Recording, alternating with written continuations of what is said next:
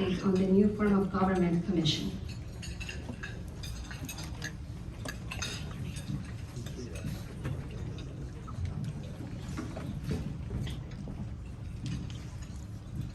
First of all, thank you everyone for coming out today. This was quite a little snowstorm we got. When I woke up, I was absolutely convinced that so many people would cancel, we would end up sitting on the floor like in elementary school, just having a little chat about the meeting and so forth, and having Art here talk a little bit too. But so anyhow, for those of you who don't know, I am a alternate member on the optional form of government study commission. And I normally wouldn't speak out like what I'm about to today, except for the fact that it was made clear to me as an alternate, I really am no different than a private citizen. But I am going to share with you my thoughts, because I've been involved in the meetings every step along the way, as well as asking questions to the people who are being interviewed. There's two things I want to tell you. The first is just talk to you about an important date, and the second is to explain why attending is so important. Now, that date is January 19th, and that is the public hearing date for the study commission. And so it's your chance as a member of the public to speak, and it's your last chance to speak. And this one will actually allow some Q&A, perhaps from the commission members themselves, to ask the public in general, the speakers, some questions. But it will go on until the last person speaks. So it's really important that you attend, because the commission has already voted to change our form of government.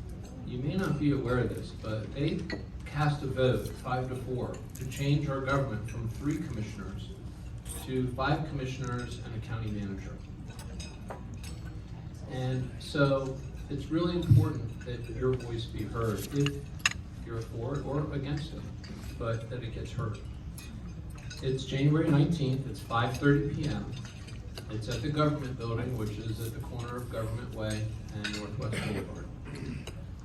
And you know, one of the challenges, one of the problems has been that no one has really been able to articulate, in my mind, a good reason of what the problem is. What is our problem? What are we trying to solve?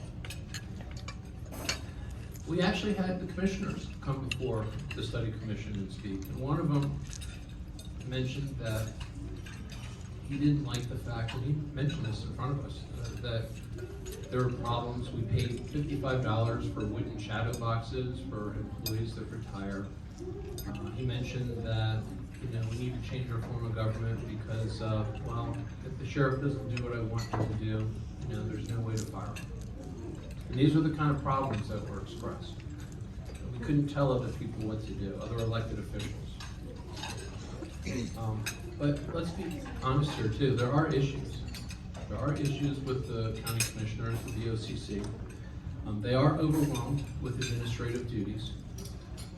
That's absolutely obvious to me. And there's also a structural issue that people should be aware of, that every 2 years, the BOCC, 2/3 of it can change. And that's the way it's designed. Every 2 years, 2 of them are always up for election or re-election. And so that actually creates instability within an organization. And so that is a weakness, but there are other things that can be done. And changing our form of government wholesale is not something that I would recommend necessarily, unless we really understand the problem. Now, on its surface, a commission manager form of government doesn't seem that bad. However, like anything else, the devil is in the details. And there's no real clear idea of accountability. And this is one of my concerns whenever you have a board and a manager, because it provides political cover for people to say, well, I'm a commissioner, but that's the manager. Or, well, I'm the manager, and there's, it's going to take 3 commissioners to agree to this before I can make a change. And so it takes away some accountability to the people. Now, my observations attending these meetings, we interviewed a lot of different elected officials, current and past, as well as deputy chiefs and so forth. There was one particular group of people that we did not interview that I cannot understand why we didn't. And that was the commissioner from Ada County. Because Ada County went through the same issues that we're going through right now, and they put it on the ballot to change their form of government, and the people voted no. And so I couldn't understand why we wouldn't want to talk with the commissioner down there and ask them how they dealt with it, because they ended up hiring a COO, a Chief Operating Officer. And that person actually took care of a lot of the administrative duties, managed the departments, managed the staff, and also helped to facilitate the meetings with the VOCC and the other elected officials. So I actually interviewed that commissioner on my own because I just wanted to understand how it worked, and it seemed to work real well. And so that's some of the, something that always kind of stood out to me, because I believe we should exhaust all of our options before we start talking about wholesale change within an organization, because there's a lot of unintended consequences that go with that. There also was no real legitimate debate after the interviews. Many of you might be surprised to discover that the week after public hearing, or public comment, we went to a vote. And then after we cast the vote to change the form of government, then we started to discuss the strengths and weaknesses of each different form of government. And the reason for that is because there has to be a report that's put together for the commissioners. And to me, it just seems backwards, completely backwards. In fact, what it really looks like is a process to justify a foregone conclusion. And that's concerning. So, frankly, I'm just going to be honest with you. I think that this study commission was politically motivated. It was not motivated for real problematic reasons, but for politics.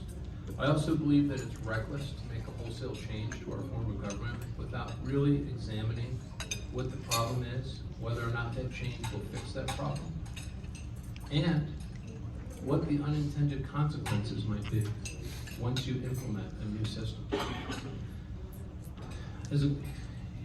I think our community deserves better, quite frankly.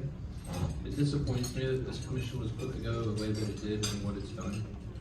And frankly, this, among many other reasons, is what led me to want to run for county commissioner, because there's a lot of problems in our government. And I'm not quite sure that the people who are there are genuinely trying to address them, especially the community and how fast it's growing. It's unbelievable. Look at the snow today. It made me think about all the conversations I've heard this past summer where people were praying for another winter like 2008. Shake the branch and get the folks that are used to the sunny and warm weather to maybe go back down. So with that said, I really encourage each and every one of you to come out January 19th, 5:30 p.m. at the government building, county government building downtown, and make your voice heard. Because I believe that the folks who voted to change this form of government need to understand what you think, because that's important. So, with that said, make your voices heard, and thank you so much for your time.